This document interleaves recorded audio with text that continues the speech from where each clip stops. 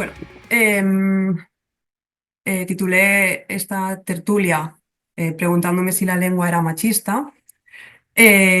Aún no sé si sé la respuesta y no sé si la sabréis vosotros al acabar, pero espero como mínimo trasladaros la pregunta.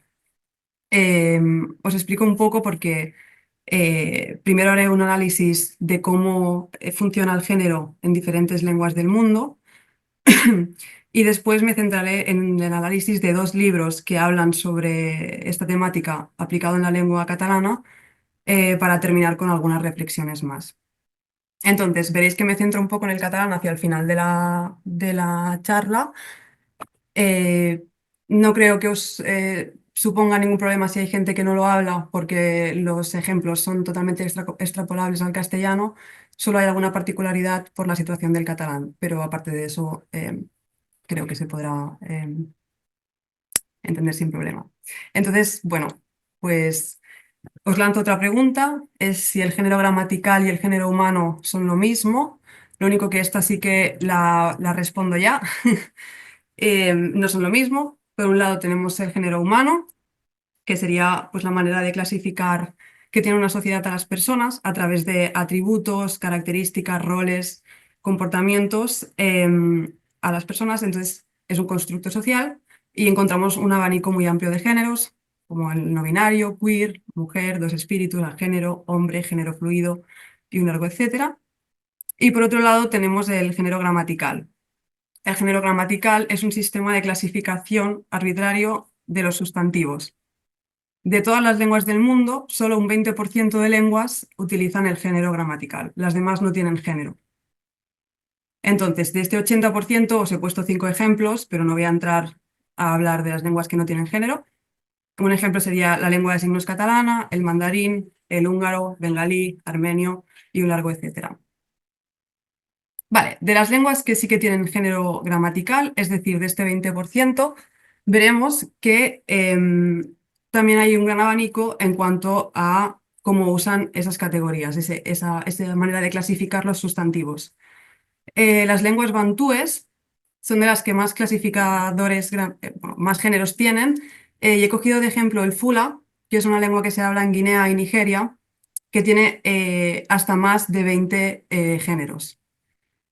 Os he puesto aquí unos cuantos para que veáis los tipos de género que tiene. Por ejemplo, si un objeto o idea, o sea, en este caso objeto, es alargado, lo clasificarían con esta terminación. También tienen terminaciones para líquidos, objetos, lugares, pero por ejemplo, en esta lengua no diferenciarían entre masculino y femenino. Bueno, aquí os he puesto una tabla para que veáis que llegan hasta 25, aunque depende del dialecto, pueden ir desde los 20, 24, 25, 26, incluso géneros. Así que lo dejo un poco al aire porque no soy experta en Fula. Otros tipos de género, tenemos bueno, tenemos varias lenguas, aquí os he puesto solo ejemplos puntuales. El persa moderno, por ejemplo, diferencia entre humano y, o sea, todo lo relacionado con lo humano y aquello que son los objetos inanimados, solo clasifica así los sustantivos. Luego tenemos el ejemplo de las lenguas algonquinas o del euskera, que diferencia entre animado e inanimado. Y también el Girbal en Australia, que tiene 4 categorías. La primera para hombres y animales macho, la segunda para mujeres, pájaros, escorpiones y todo lo relacionado con el agua y el fuego, tercera para frutas y plantas comestibles y la cuarta, que aunque está un poco más en desuso, se utilizaba sobre todo para referirse a partes del cuerpo y lenguaje. Vale, estas quizás ya os resultan más cercanas porque hay alguna lengua románica que tiene género neutro. Aquí ya entramos en las lenguas que tienen 3 géneros gramaticales. Femenino, masculino y neutro serían, pues, por ejemplo, el ruso, el alemán, el polaco, el rumano, pero también hay otras.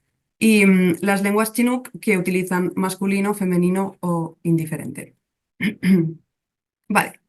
En cuanto a las lenguas que sí utilizan solo masculino y femenino, donde se encontrarían pues, el catalán y el castellano. He querido hacer 2 grupos, luego os explicaré por qué, pero como veis a la izquierda tenemos pues, el árabe o algunas lenguas románicas, entre muchas otras, Y a la derecha, pues el Zaisel, Masái, Mos, Moaques, Guajiro, Coira, Afaro y otras que también estarían incluidas en este grupo. Em, de este tipo de lenguas que separan entre masculino y femenino serían 2/3 de ese 20% del que hablábamos antes. Vale, antes de seguir hablando de género gramatical, género humano, creo que es importante que entendamos lo que es en lingüística una categoría no marcada y una categoría marcada. Eh, por un lado, la categoría no marcada es la que incluye a las demás categorías y normalmente tiene morfema cero. Eso quiere decir que la palabra se muestra en su forma más básica. Con el ejemplo de vamos a ir en coche, coche está en singular. Perdón, aquí quiero poner el ejemplo de cómo el singular y el plural interactúan en cuanto a estas categorías, porque el singular es el no marcado respecto al plural. Entonces, en el ejemplo de vamos a ir en coche, coche está expresado en singular, pero puede referirse también al plural, porque si me estoy refiriendo a un grupo de 10 personas o más y digo vamos a ir en coche, por cómo son los coches, deberíamos coger más de un coche. Entonces, en el ejemplo marcado, que sería el plural, solo se está incluyendo la categoría plural y es imposible que se esté refiriendo a la singular. Además, aquí encontramos más morfemas, como en este caso, en el caso del castellano, sería la S. Vamos a ir en coches, está expresado en plural y, como os he dicho, no hay posibilidad de que se esté refiriendo solo a un único coche. Vale, esto lo decía porque, vuelvo atrás, perdón. Esto no solo pasa con el número, también puede pasar con la sintaxis. Si decimos la flor es verde, está en una sintaxis no marcada, pero si decimos la verde flor, estamos marcando esta frase quizás a un contexto más poético. Entonces, podemos usar la flor verde para un contexto poético, pero también para otra situación social o laboral o cualquier otro contexto, pero quizás la verde flor estaría marcada para un contexto pues, más poético.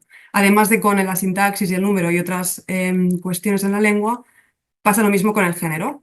Hay géneros que son no marcados respecto a otros que sí lo son. Y ahora sí, paso de diapositiva.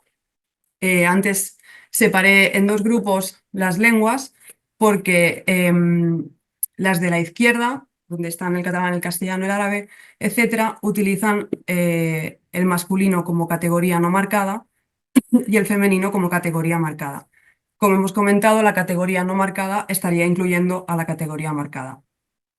En cambio, las lenguas de la derecha utilizan el femenino como no marcado y el masculino como marcado. Es decir, que una persona hablante de estas lenguas se referiría a un grupo de gente donde hay más de un género, como todas, por ejemplo, y estaría incluyendo también la parte masculina del género gramatical. Vale, a partir de aquí, centro el análisis en estos dos libros. A la izquierda tenemos el de Som dones, som lingüistas, som moltes y diem prous, que significa somos mujeres, somos lingüistas, somos muchas y decimos basta. Además añade un subtítulo que dice basta de textos incoherentes y confusos, cambiemos el mundo y cambiará la lengua, que es así como muy potente. Y por otro lado, analizaré la guía gramática para el lenguaje no binario. Guía gramática para el lenguaje no binario. Vale. Empezando por el de Som dones. Esto nace de Carme Junyent, que es la editora, que envía una solicitud a 100 mujeres lingüistas para que reflexionen sobre el tema del género en la lengua. A esta solicitud solo contestan 70 personas, entonces el libro está formado por estos 70 artículos. Em, Perdón, es que hablar a 2.0 es lo que tiene. Vale, entonces, de los temas que habla, yo he querido como resaltar estos, que es el desdoblamiento en las formas, por ejemplo, ells y ellas, que sería ellos y ellas, el uso del femenino genérico, benvingudes totes, que sería en castellano bienvenidas todas. He puesto ejemplos, pero bueno, hablaré en femenino genérico. O el uso del neomorfema i para crear un nuevo género, benvingudis totis, que sería en español el uso de la e, bienvenidos todes. Además, también se habla de cuándo realmente sí es machista la lengua, pero este tema lo rescataré hacia el final de la presentación y no entraré en este apartado. Vale, en cuanto al desdoblamiento, sí, perdón, voy a volver un poquito atrás. Quería decir que como hay 70 artículos, hay opiniones variadas y hay opiniones que están dadas cada una desde su perspectiva y desde diferentes ámbitos relacionados con la lengua. Entonces, yo he cogido como lo que me daba la sensación que es la tendencia general, las argumentaciones generales en las que parecían coincidir la mayoría de artículos. Pero sí que me gustaría decir que hay alguno que es un poco diferente y que quizás no va en la línea. Entonces, dicho esto, los argumentos que tienen quizás para no estar a favor de desdoblar es que el lenguaje no es sexista a nivel gramatical porque, bueno, como hemos comentado anteriormente, el masculino incluye al femenino, que el problema está en nuestra mente, ya que cuando oímos algo en masculino, automáticamente rellenamos esa imagen mental con un hombre y no con cualquier persona, que puede crear un mensaje redundante y que va en contra de la economía del lenguaje, que se han encontrado textos confusos, por ejemplo, si empiezo un discurso desdoblando y a mitad del discurso dejo de hacerlo, puede ser confuso porque puedes no saber si se te ha olvidado desdoblar o si ahora de repente solo te estás refiriendo a uno de los géneros. Y también problemas de concordancia. Por ejemplo, en esta frase, als treballadors y las trabajadoras de baja, que es los trabajadores y las trabajadoras de baja, podría crear confusión al no saber si nos estamos refiriendo al total de trabajadores y solo a las trabajadoras de baja o a los trabajadores de baja y a las trabajadoras de baja. Además, este tipo de ejemplo que he puesto ahora podría generar problemas en textos administrativos o jurídicos. No he traído el ejemplo, pero en el convenio del ayuntamiento donde trabajo hay una frase muy parecida a esta y puede generar duda o como un poco de vacío legal y me pareció curioso porque no lo había pensado. Además, este argumento me gustó encontrarlo porque a veces cuando leía los artículos tenía sospechas de si estaba delante de alguien que quizás pudiera tener una opinión transfoba. Entonces, encontrar este argumento pues me gustó, pero era, estaba como muy puntual, no lo he visto como tendencia. Pero al final el hecho de desdoblar parece sugerir pues, un binarismo en cuanto al género pues, que no se ajusta a la realidad humana. Vale, el uso del femenino genérico, una vez más, como el femenino es marcado, en realidad si lo usáramos no estaríamos incluyendo el masculino. Puede dar una falsa imagen de sociedad feminista y esto complicaría abordar el tema del machismo realmente. Y por último también hablan de que esto produce inseguridad a los hablantes y quita la espontaneidad porque tienes que pensar más en el discurso antes de hablar, ¿no? Por último, el uso del neomorfema I. Hablan de que como el género masculino ya incluye todo, ya es válido para incluir también a las personas no binarias. En este punto se están refiriendo a cuando hablan delante de un grupo de personas de hablar con el masculino. No se están refiriendo a cómo dirigirse a una persona que no quiere nombrarse ni con los pronombres masculinos ni femeninos.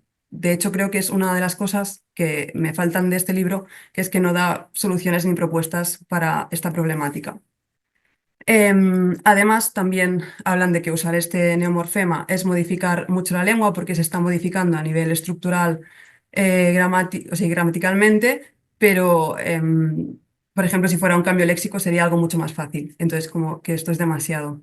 Además, hablan de que puede tener un tono ridiculizador o infantilizador y, una vez más, que da inseguridad a los hablantes y quita espontaneidad. Vale, otras reflexiones que creo importante pues traer también, y es que aquí es donde hablo de la particularidad del catalán, que como es una lengua minorizada o ha sido una lengua minorizada históricamente y presenta rasgos que presentan las lenguas que están en peligro de extinción, tiene un poco como dos opciones y se lo plantean las escritoras también. Una es seguir la normativa estrictamente para preservar la lengua y la otra es adaptar o adoptar recursos para que los hablantes no cambien de lengua porque no los tengan en su propia lengua, ¿no? Que esto a veces pasa porque a veces se cambia al inglés que tiene los pronombres they, them cuando no sabemos cómo usarlos en nuestras lenguas. Otro argumento que la verdad que me sorprendió, porque no sabía, es que al menos en el ámbito de la lengua catalana, el cambio de utilizar los desdoblamientos vino desde la Generalitat en los años 70. Entonces fue como un cambio o una sugerencia que vino desde arriba hacia abajo. No fue un cambio que se dio en los hablantes, que es como acostumbra a pasar cuando se modifican las lenguas.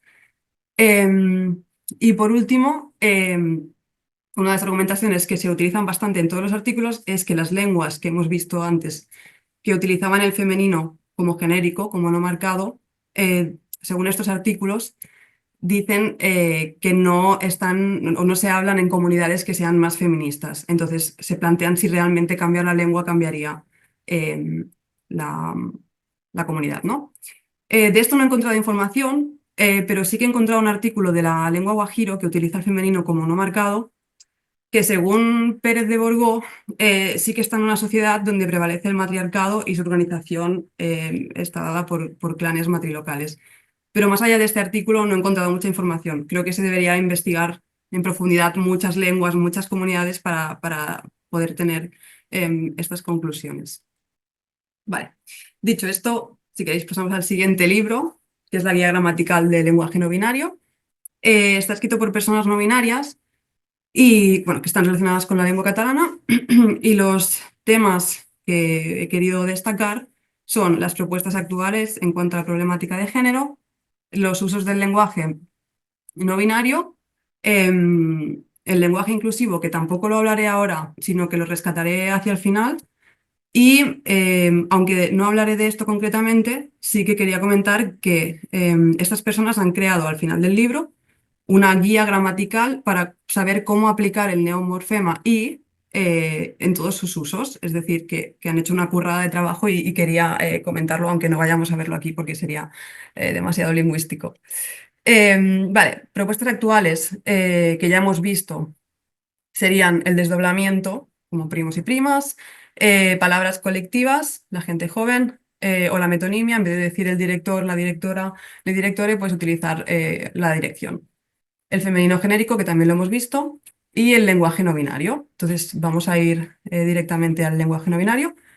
Estrategias que descartan estas personas escritoras al inicio de todo.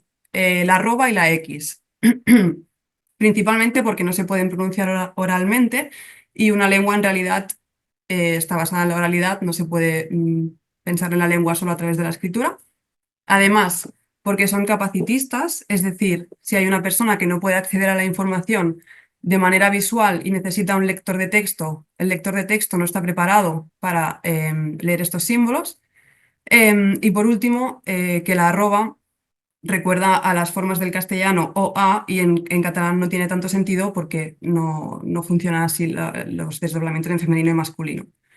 Además, una vez más, al recordar a la o y a, está pues, relacionado con el binarismo. Vale, en cuanto al uso del lenguaje no binario, tenemos indirecto o directo. El indirecto sería intentar evitar usar cualquier marca de género y el directo utilizar neologismos que ya hemos comentado como el neomorfema I o E. Aquí hablo de I o E, pero no me refiero a catalán y castellano, sino que se ha valorado también dentro del catalán utilizar la E como en castellano, aunque finalmente este libro ha apostado por la I. Y en cuanto al uso del lenguaje no binario indirecto, valoran como positivo que no contradice la normativa, que no modifica la lengua, que supone, bueno, que es fácil para el hablante adaptarse, que no tiene problemática en cuanto a las diferentes variedades del catalán, que tiene una buena comprensión para las personas sordas oralizadas que no tienen acceso a tener la lengua de signos y, por ejemplo, utilizan la lectura labiofacial o residuos auditivos, que no expone directamente a la persona no binaria y también que sirve para no asumir el género de alguien cuando se desconoce. Como negativo, es que las frases a veces son más largas y puede parecer poco natural o incluso impersonal. Además, este argumento me gustó porque no me lo había planteado nunca, y es que a veces se puede utilizar por razones transfobas para negar la identidad de alguien. Es decir, que si alguien me pide que use el pronombre I o E y yo no quiero usarlo, por miedo a lo que digan de mí o porque simplemente estoy negando la identidad de la otra persona, quizás utilizo recursos como el quitar la marca de género. En cuanto al uso del lenguaje no binario directo, el primer análisis que hacen es del neomorfema E. Entonces, como cosas positivas, que es específico para autonombrarse, es decir, que te está marcando directamente, pero dicho como algo positivo, que te sirve para identificarte. Que las personas sordas oralizadas la ven más cómoda que la I, que produce menos cambios que la I, y esto también es más cómodo para personas neurodivergentes, y que es y que es intuitiva porque se podría utilizar como ya se utiliza la flexión en femenino en la lengua catalana. Como negativo es que el plural del femenino y el plural de la E, o sea, de utilizar el lenguaje no binario con E, sería el mismo y por lo tanto, cuando habláramos en plural, serían la misma forma. No se podría aplicar y que sería difícil de aplicar porque algunos dialectos ya tienen esa pronunciación en E. Por último, el neomorfema I, una vez más, es positivo porque es específico para autonombrarse y es intuitivo porque se utiliza la flexión igual que en femenino. Como positivo sí que se puede usar en genérico. No hay conflictos con variantes dialectales del catalán y la I no lleva implícita ninguna marca de género. Como negativo, algunas personas no binarias no se sienten cómodas porque les parece algo infantilizador o burlesco. Quiero puntualizar aquí que al inicio del libro se explica que han estado haciendo entrevistas a bastantes personas del colectivo y que dan su opinión acerca de esto. O sea, la información la obtienen a través de experiencias personales. Y como dificultades también hacia las personas sordas oralizadas que les cuesta reconocer más la vocal porque cambian las palabras y también hacia las personas neurodivergentes porque suponen cambios en las palabras. Por último, pues que no te permite pasar desapercibido si quieres hacerlo en algún momento. Vale, entonces volvemos a la pregunta. ¿Es la lengua machista? Eh, sin responderla, yo os propongo como lo que yo he detectado que pueden ser usos machistas de la lengua, que sería utilizar muerte en lugar de asesinato en las noticias, utilizar fórmulas, o sea, no utilizar, sino que existan fórmulas como hombre público, que significa hombre de poder, o mujer pública, que signifique prostituta, o zorro inteligente, zorra, una vez más prostituta. Utilizar el apellido de los políticos en las noticias, pero en cambio el nombre de pila de las políticas. Dirigirse al hombre para temas socialmente asociados a la masculinidad y a la mujer para los temas asociados a las mujeres.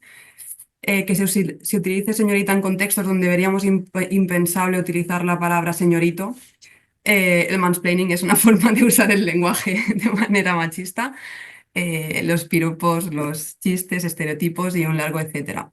Voy un poco más allá, porque esto lo rescato un poco de esta primera parte del primer libro, que sí que dan algunos ejemplos, pero he añadido otros. Voy un poco más allá porque el segundo libro de la guía gramatical habla de qué es la lengua inclusiva. ¿Es solo tener en cuenta el masculino y el femenino? O el género o el lenguaje no binario. Entonces van más allá y también he añadido otros ejemplos. Y una lengua inclusiva, o sea, un uso no inclusivo de la lengua sería pues, que no respeten tus pronombres o asuman tu género cuando se dirigen a ti o incluso tu orientación, que se refieran a ti por tu etnia o tu país de origen y no por tu nombre.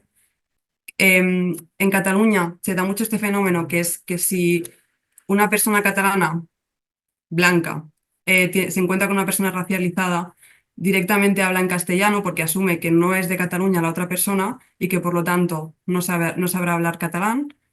Eh, o sea, una racistada. Siguiendo con otros usos, pues que en un formulario no puedas marcar tu género porque solo tienes dos opciones. Eh, Hablar con más respeto a alguien con poder o dinero. Quería poner este porque me hizo mucha gracia. Asumir el modelo relacional. En catalán no existe la palabra trieja, o sea, esto deberíamos cambiarlo ya. Y por último, pues una vez más, insultos, chistes, estereotipos, imitar acentos, etcétera. Y voy un paso más allá, que es como una reflexión que le haría a cada uno de los libros, si pudiera hablarles, bueno, que ya lo hago. Al primero le diría, bueno, o sea, es tener privilegio pensar que todo el mundo puede saber cómo funciona el género en las lenguas. Al final yo lo sé porque estudié lingüística y una profesora me lo explicó, pero ¿por qué deberíamos saberlo todos? ¿Por qué no vamos a pensar que se habla en masculino porque hay machismo? Pues claro que tiene sentido pensarlo, ¿no? Y por último, al siguiente libro le preguntaría o le diría que quizás no todo el mundo sabe leer o tiene estudios o conoce cómo funciona una gramática, la propia gramática sin cambios, entonces proponer un cambio gramático es muy guay, pero quizás también hay una parte de privilegio. Y dicho esto, pues muchas gracias a todos.